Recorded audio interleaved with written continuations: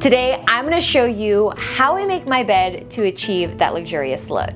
Having a beautifully curated bed with all the different textures and layers and patterns is not only gonna look good, but it's gonna complete a chapter of the story of your home. Even as a child, I knew how important this was without knowing how important this was.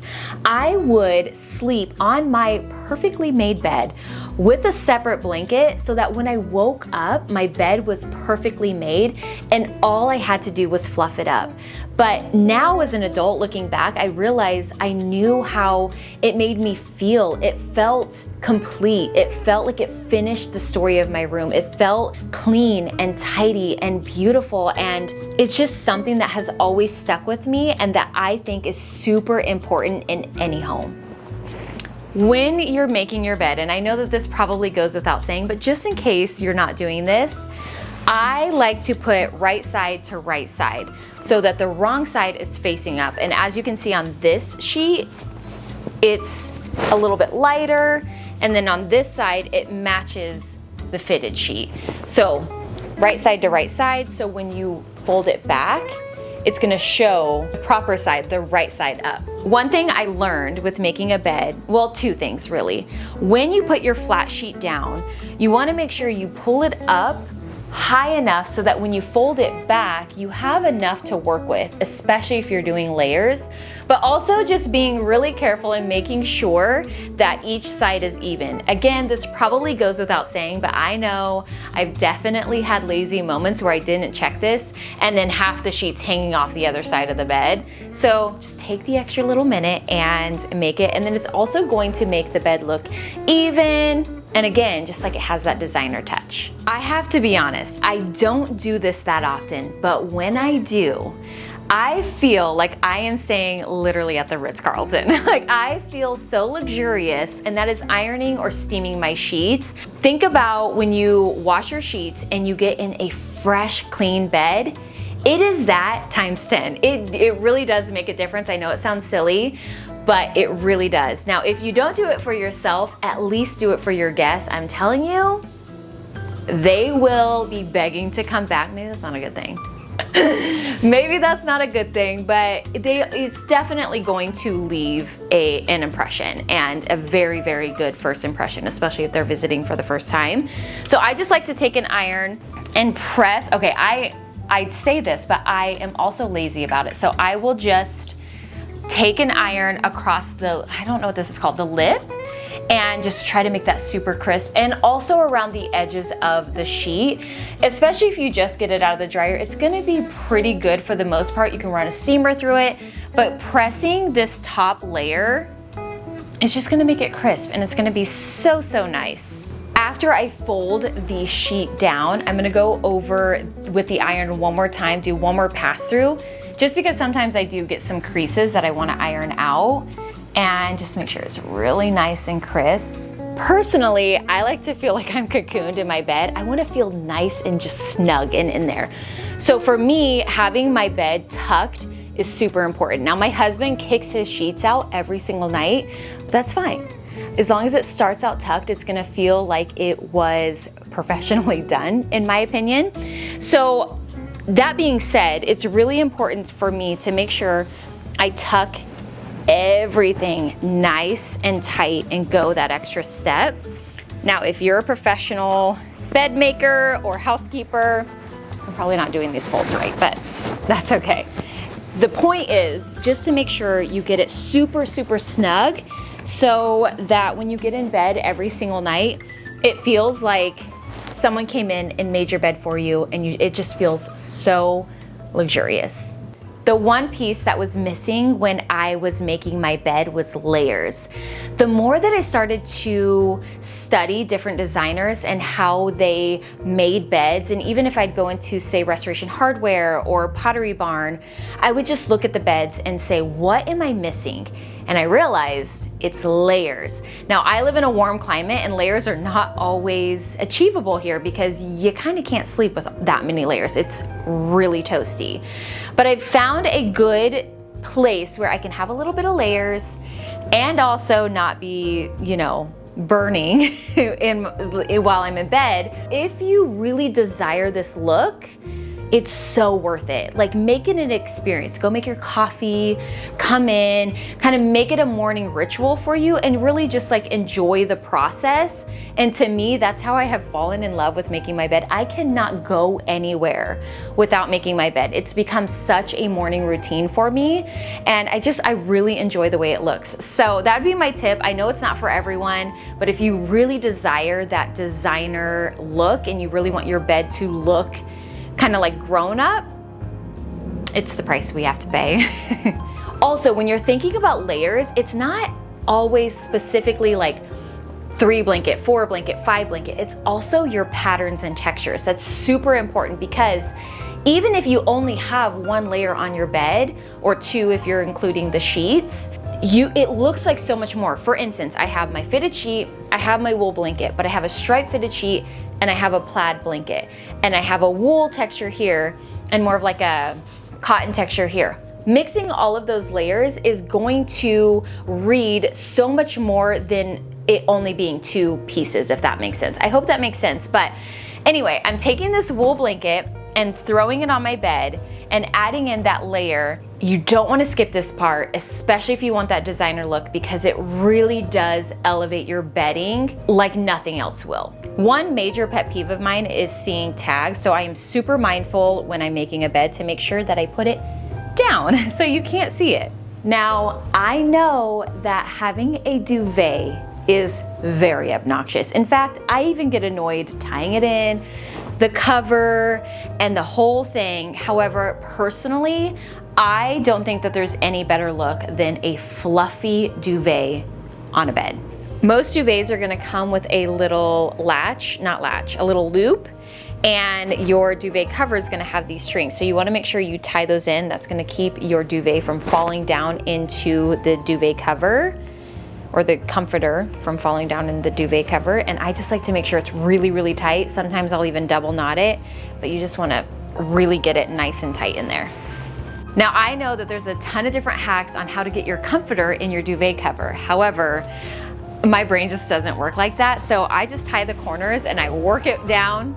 And I know that this is like, some of you are cringing, I'm sure, but this has always worked for me, and I just shake it and it eventually makes its way down. Now, make sure you also tie the ends as well. Don't skip this part, because it's really gonna help make sure that the comforter stays in place inside the duvet and you're not gonna have it falling and folding and going all over the place. I know it's tedious, but it's important. Don't skip it. I like to put the buttons inward so the buttons aren't facing outward, but I think that's just preference. If you have pretty buttons and you wanna, add that detail to the look, you could absolutely do that. But for me, I like to kind of hide them.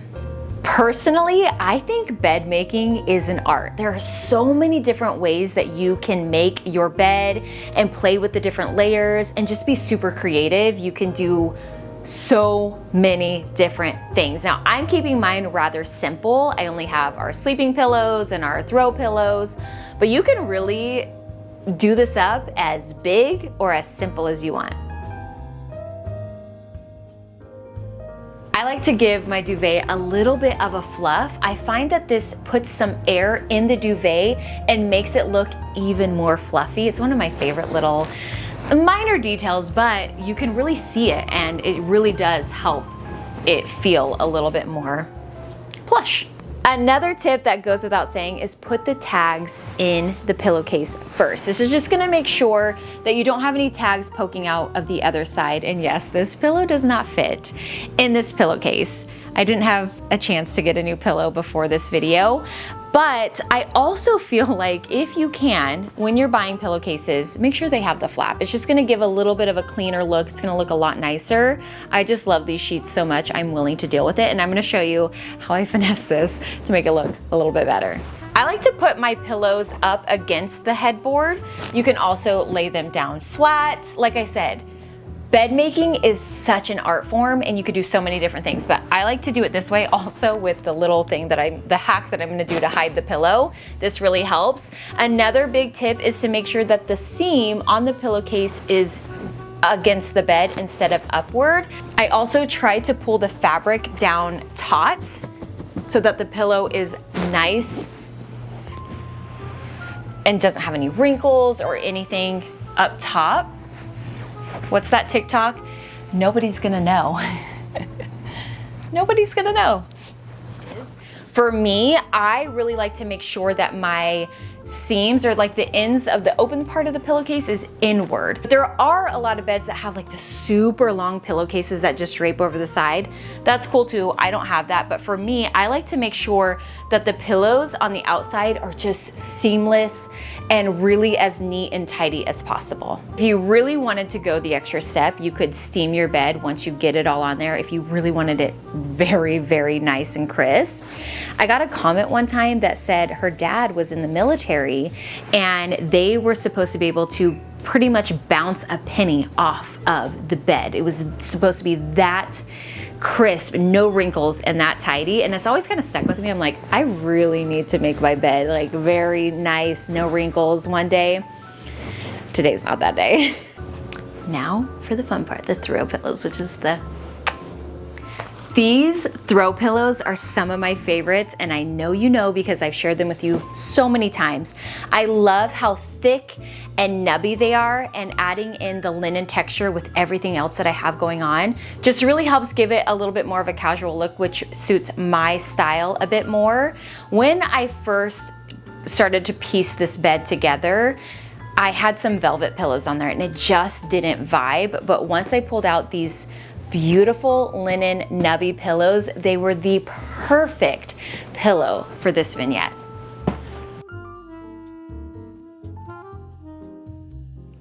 Now for the final touch, we're adding a throw blanket. I didn't add a throw blanket to the end of our bed for a really long time because our space is so small. This really is a step you don't want to miss. This is what takes your bedding from ordinary to designer. Having this finishing touch just really does elevate the entire look. It makes it look finished, thought out, complete, all the words. It just really elevates the entire look. I'm gonna show you my 3 favorite ways, but there's so many different ways that you could do this, and honestly just play around, see what works best for you. As I mentioned earlier, I really love a dressy but casual approach. I'm that way in my life, in my fashion. I like a little dressy, but I like a little casual. So the first way that I'm going to put my throw on my bed is more of that approachable look. Something that looks like I can just grab the throw and climb in bed. I'm using this almost like mousy gray with a tint of green mohair throw blanket at the end of my bed. I chose this blanket specifically because the texture went really, really well with these linen throw pillows. And then the tone, the color went really well with the military style olive green blanket that I have on the bed. And especially if you're a beginner, when you're pulling your bedding together, especially if you're splurging on bedding, putting together a color palette is going to really help. It's going to make it easy to put it together. It's gonna look good. It's just gonna really make the whole process a lot easier. But I chose this because, like I said, it just flowed really, really well. And again, it was just another texture, another material that I didn't have on the bedding that I wanted to bring in because it really is going to help give it that designer look. So the first look that I'm gonna do is much more of a relaxed look. Now, when you are working with your throw blankets, be very mindful of your tags again. Now, I usually like to cut these off, but sometimes some tags or some materials you kind of can't. So just be really mindful of that. I like to make sure my tag is at the bottom and facing inward, so it's not gonna peek out. If you really wanted to ensure that it's not gonna, peek out, you could put it, tuck it underneath the fold of the duvet. But I'm just going to grab the point, place it down, and then grab the opposite point on the other side. On this side of the bed, you're gonna grab that other point. Now, if you really, as I mentioned with the tag, if you really wanted to hide it, put it on this side of the bed and tuck it underneath the duvet fold over here.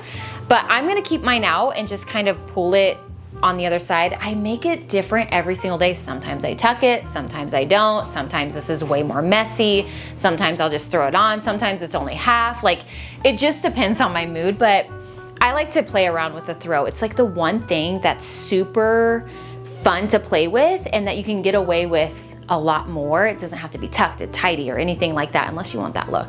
But I kind of feel like I like this. So there's look number one. For the second look, it's gonna be a little bit more clean and tidy, which on occasion I like this look. Now, when I do this look, I do, again, with the tag, I have like a pet peeve with tags on blankets. I like to lay it out flat on the duvet and make sure it's even on both sides because this is gonna be clean and tidy at the bottom of the bed. For this look, you're gonna wanna make sure you fold the bottom half up and you're gonna fold it into thirds. So you're gonna fold this up and then you're gonna fold the top down so that the seam is at the end of the bed. Also with folding the tag, you're gonna have it up and then you're gonna fold that so it's gonna be down and it's not gonna pop out or peek out at all, and it's gonna be a layer down. So it's gonna really be secure in there. And then you're gonna pull this top layer down. Again, making sure that seam is at the end of the bed. Getting out any wrinkles and making sure it's nice and tidy. And then I like to just make sure that it's even on either side of the bed. Now for this final look, it's kind of an in-between of the two. So it's not super relaxed, but it's not super tidy either. So it's still very approachable. For this look, you're gonna grab one corner and then have the opposite corner on the other side. So it's gonna come into a point on either side. And it's gonna be like a diamond essentially when you lay your blanket out on your bed. So pulling that opposite corner on this side. And then from here, all you're gonna do is take those corners that make the diamond and tuck them underneath. So it's a little casual, but a little tidy. And what I really love about this look is it allows the blanket to fully stretch across the entire bed. So it's not cut off and awkward, but it's also not casual draping off. So you kind of get that like tidy look-ish, but it fully covers the bed, which if you're like me and that kind of bothers you, I think you'll like this look a lot. And then I like it a little more casual. You can make this tidy as well and have the points and make sure there's no wrinkles or anything underneath, but I kind of like a little bit of that relaxed look.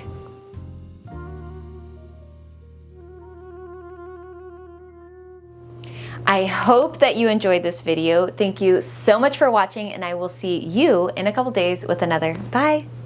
I would say we were good together.